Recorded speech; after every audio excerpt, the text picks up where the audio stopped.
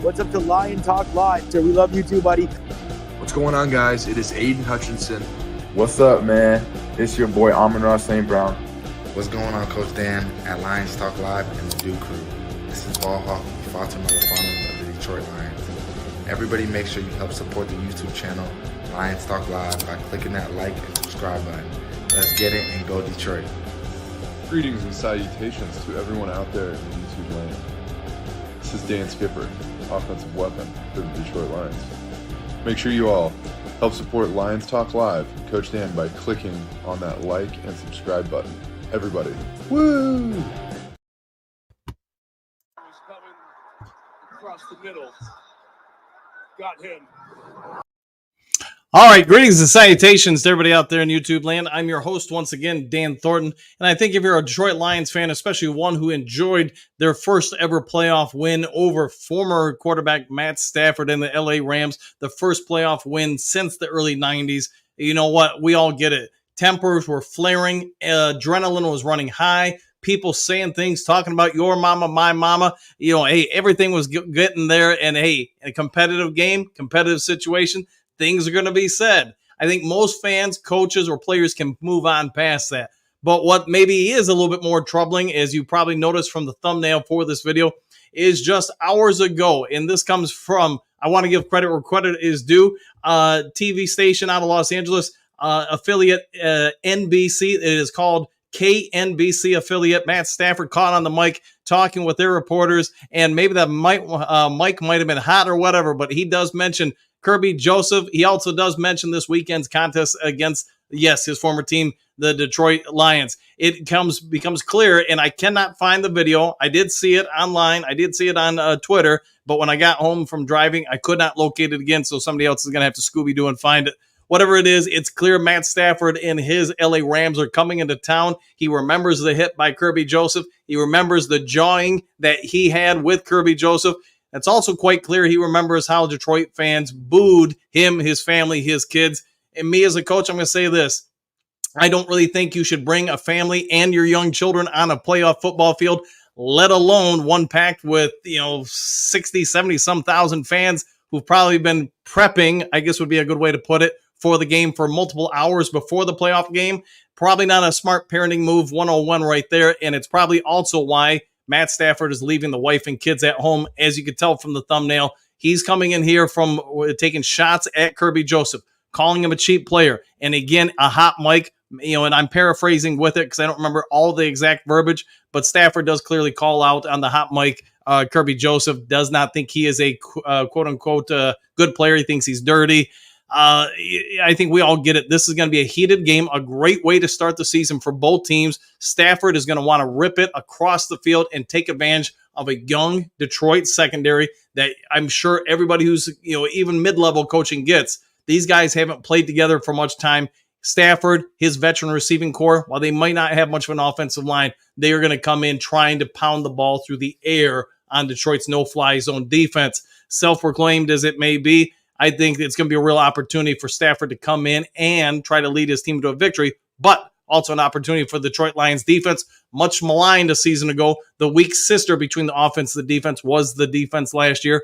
Maybe you could speculate it kept them from a Super Bowl season ago, but Stafford and his crew are putting Detroit on notice. Just, 3 days ahead of this game, how you have a hot mic moment like that, I don't know. Stafford's been in the league a long time. Should probably know better at all times than to run your mouth. Again, in the post-game presser after the playoff loss, it was quite clear Stafford, let's just face it, he was visibly upset. I got to watch what I say, obviously, on YouTube, but he was less than happy. He wanted to, pound to go after Detroit. He wanted to go after Kirby Joseph. Was not pleased with the outcome of the game, nor how it was played. A lot of different factors or whatever. But you know what? For playoff loss, Matt, it's kind of prophetic that he gave Detroit the first ever playoff win in 30-plus years, being the former Lions quarterback. All right, so let's real quick get over to the Duke crew, see what you guys have to say. But I'll say this, if I'm Sean McVay and Matt Stafford, I'm probably fully aware this has got leaked out and will be leaked out more and more probably in the next 72 hours before the game. Matt Stafford might want to run a PR department move here and just try to say, well, it's taken out of context. That's not what I'm saying, because I'm going to guess He's playing behind a weak offensive line. If that run game isn't sound, that play action pass is not going to sell anybody or fool anybody. Detroit defenders might just want to give him a little extra business with some hits. So let's get over to the Duke Crew, see what you guys have to say about all this. Me, man, epic fail, if you ask me, by Matty Stafford. See, Giovanni, what are you? I'll go, I think it's a woo, so I'll go with woo. Hey, man, what up, Dan the man? Woo, and that is a woo. 9 drinks, woo, easy E. Woo, go Lions. Hey, everybody's wooing. Oh, Kurt Steele, what up, though? What up to you, too? BT Tip, what do you got? What up, though? What up to you, too? James, Stafford may pass for 300 yards, 3 interceptions, and 3 sacks. Yeah, I'm wondering how many sacks he'll take because they're going to have to come in with a game plan saying, hey, we got to get a 3-step drop at the most for him. And that's not, trying to be disrespectful towards his offensive line. This Detroit defense is probably going to bring some pressure on him. They probably are not just going to let him sit back, drop back to pass and try to pick apart a young, vulnerable secondary that hasn't had a lot of opportunity to work together. So my guess is you're probably exactly right, James. They're going to be blitzing all over the place. He's going to hit some shots for sure, but we're also going to snag some of those passes while putting his butt in the grass. See, Big D, screw him. Gonna love watching him pick staff. Yeah, watch Kirby Joseph and others pick him off. I agree with that. Yeah, they're not going to get lost on this. He vocally took some shots. And again, just a stupid move just days before a game, but is what it is. Hey, man, I guess there are players that don't make the same plays as Joseph. There are, man, and 100%. You got somebody 6'5" versus somebody who's 5'10". The 5'10" dude isn't going to try to tack you up around the shoulders. They can't do it. They're going to have to go down to the legs, and that's been football for 100 years, man. Dave, if he gets to the time to throw it. Yes, this is also correct, though. I think Detroit needs to make an emphasis. He might hit some shots, but we need to make sure he is 35, 36. He's had a number of injuries. We're going to keep piling on those hits during this game. I'd say, Walt, hit that like button for Dan of the Duke Crew. Thank you very much for that, Walt. Yes, if you haven't yet subscribed, please consider doing so. Hitting the thumbs up button, yada, yada, yada. Appreciate it. All you guys do. See, Hookadoo Stafford better put a chastity belt on his wife while she's on the road. Yeah, don't leave the backup quarterback or the third string quarterback at home. So yeah, you might want to sign a security detail. Let's see, Robert, he will be upset again. I'm thinking so. At the end of this game, he might even be more upset. Hey man, Robert Yankee, let's get this party started. 100%, man. The countdown is on. Robert, I'm ready. Hatman, Giovanni, who scores the first touchdown? Dan, I'm going to go Detroit. Oh, let's throw something at you here. I'm going to go a wheel route up the left sideline. Gibbs taking on a linebacker in open space, gets up the sideline, pass from Goff, touchdown, and we're going to say it's 2 minutes and 31 seconds into the game, so we're going to come out firing. Say Robert Stafford is concerned about his health. He should be with that line and the fact that he's going to face not just Detroit, but a couple teams during this season that are going to get after the quarterback. Hookadoo, throw stone Stafford. They might get thrown back. They might, man. And yeah, just not a smart move in my opinion. James, say that again. He's gonna go at a rookie DBs. Yes, he's gonna go after it. And I get it. Brian Branch, obviously not a rookie.